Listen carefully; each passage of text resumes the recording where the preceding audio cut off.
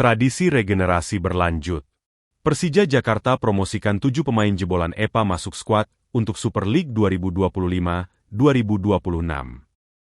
Tinggalkan Persib Bandung, Ciro Alves ungkap alasan pilih Malut United. Resmi luncurkan skuad untuk Super League 2025-2026, Bayangkara FC jadi klub kebanggaan baru sepak bola Lampung. Persita launching jersey dan tim jelang Super League 2025-2026 pada Pendekar Fest, bungkam Kucing City 2-1. Semen Padang FC berpotensi jadi tim musafir Super League, begini respon sang pelatih. Kemenpora kerjasama dengan PT LIB untuk edukasi supporter Indonesia, implementasi ke 10 klub termasuk Persib dan Persija. Halo semua, selamat datang di channel Total Liga IDN. Kali ini kita akan membagikan berita sepak bola Indonesia pilihan, dan langsung saja kita ke berita yang pertama. Tradisi regenerasi berlanjut, Persija Jakarta promosikan 7 pemain jebolan EPA masuk skuad untuk Super League 2025-2026. Kali ini total ada 7 pemain muda jebolan akademi klub yang mendapatkan promosi ke skuad utama Macan Kemayoran untuk Super League 2025-2026. Pengumuman promosi 7 pemain muda tersebut diketahui saat Persija Jakarta melakukan launching tim dan jersey di Jakarta International Stadium pada Sabtu 26 Juli 2025. Total ada 32 pemain yang diumumkan masuk skuad utama Persija Jakarta.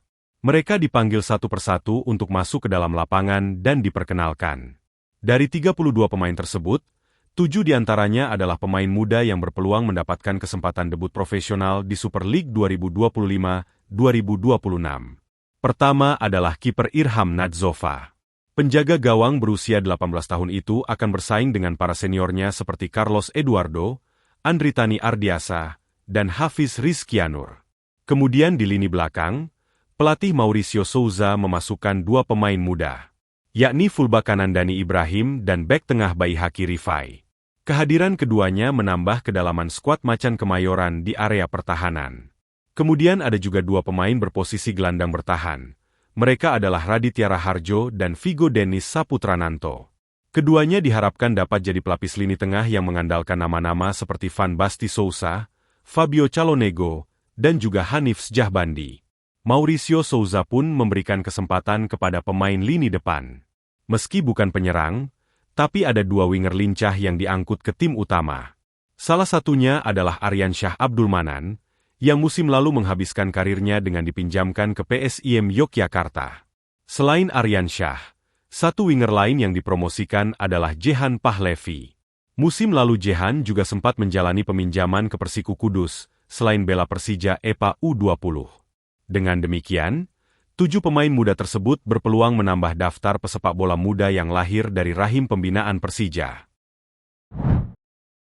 Tinggalkan Persib Bandung, Ciro Alves ungkap alasan pilih Malut United. Ex-bintang Persib Bandung Ciro Alves akhirnya resmi berseragam Malut United FC, bersiap membawa Laskar Kieraha mengarungi Super League 2025-26 yang dipenuhi target tinggi. Melansir dari E-League, penyerang serba bisa berusia 36 tahun itu turut menyampaikan rasa bahagianya setelah diresmikan tim yang finish di peringkat 3 klasemen akhir musim lalu itu. Saya sangat senang di momen ini. Malut United benar-benar klub yang bagus. Musim lalu berada di posisi yang bagus di klasemen. Sekarang saya gabung Malut United di momen ini, saya siap memberikan yang terbaik dan kerja keras untuk tim, kata Ciro. Ciro ungkap alasannya hengkang dari Persib dan memilih Laskar Kieraha. Pemain yang dijuluki Raja Assist selama 3 musim berbaju Persib dengan mempersembahkan 2 gelar untuk Maung Bandung ini mengungkapkan bahwa dirinya tidak mendapat perpanjangan kontrak. Ya, ini keputusan saya untuk keluar dari Persib. Saya tidak mendapatkan opsi lain. Banyak momen bagus dalam 3 tahun dan 2 kali juara. Sekarang saya memutuskan gabung Malut United dan fokus saya sekarang di sini. Jelas Ciro. Alasannya karena saya percaya rekan satu tim dan proyek klub ini di Super League. Saya datang hanya untuk bekerja. Saya bukan superstar. Saya gabung Malut United hanya mencoba yang terbaik. Tukas Ciro. Ciro sudah 6 musim berkarir di sepak bola Indonesia, dimulai sejak musim 2019, setelah bergabung dengan Persikabo dari klub Liga Thailand, Chonburi FC. Dia sukses mencetak 35 gol dari 67 laga, yang membuat tim raksasa seperti Pangeran Biru tertarik. 3 tahun kemudian, Pemain kebangsaan Brasil ini memutuskan untuk hijrah ke Persib Bandung.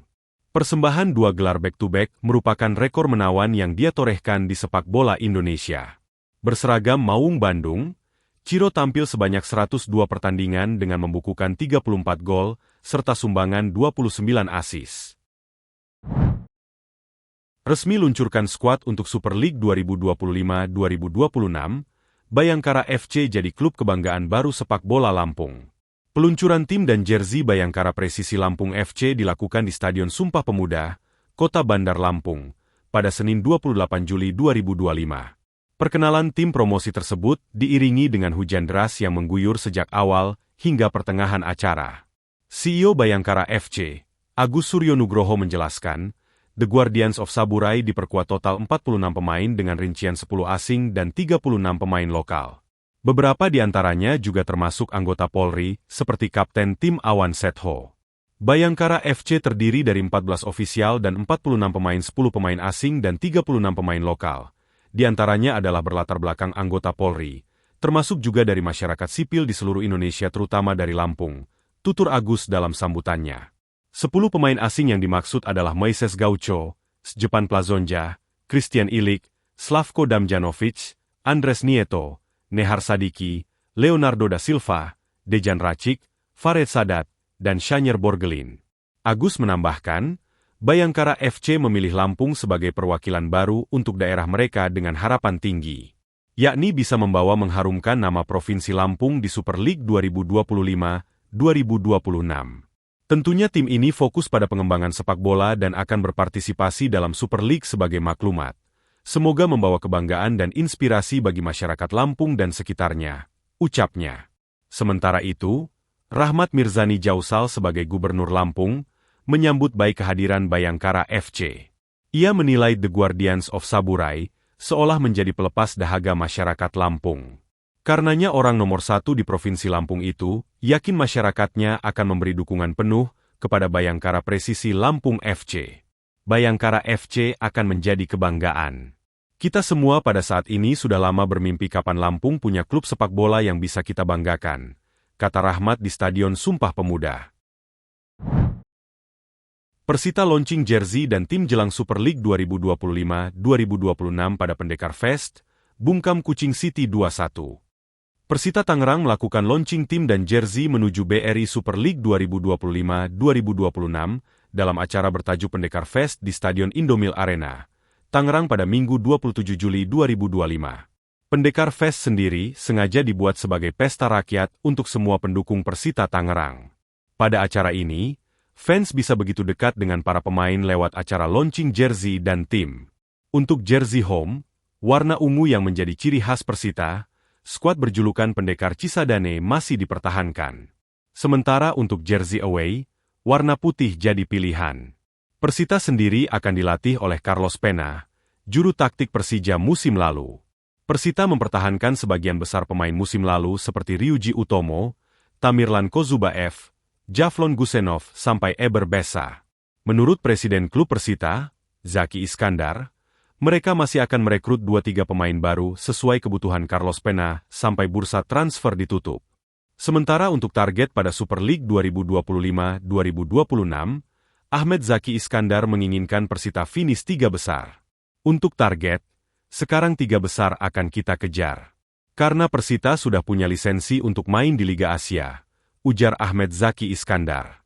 Kemarin, alhamdulillah, Indomil Arena sudah jadi tuan rumah kualifikasi Piala Asia Wanita. Artinya kita sudah bisa menggelar pertandingan internasional. Lanjutnya, rangkaian Pendekar Fest ditutup oleh laga uji coba antara Persita kontra tim Malaysia, Kucing City FC. Persita menang dengan skor 2-1. Anak asuh Carlos Pena unggul terlebih dahulu via gol pemain didikan mereka, Esal Sahrul menit ke-30. Kucing sempat menyamakan kedudukan dan memaksa babak kedua berakhir 1-1. Namun pemain asing anyar tim, Mateus Alves membukukan gol kemenangan tim menit ke-65. Menariknya Alves baru masuk beberapa menit usai menggantikan Ahmad Nur Hardianto. Semen Padang FC berpotensi jadi tim musafir Super League, begini respon sang pelatih. Seperti diketahui petinggi Semen Padang FC, Andre Rosiade menyampaikan kabar kemungkinan tim berjuluk Kabau Sirah itu menjadi tim musafir. Alasan yang diungkapkan Andre melalui akun sosial medianya adalah renovasi lanjutan Stadion Haji Agus Salim.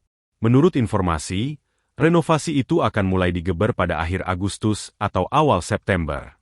Jika itu terlaksana sesuai dengan jadwal renovasi yang beredar, maka sudah dipastikan Kabau Sirah hanya bisa menggelar 2 pertandingan kandang, yakni menghadapi Dewa United pada 15 Agustus dan PSM Makassar pada 22 Agustus.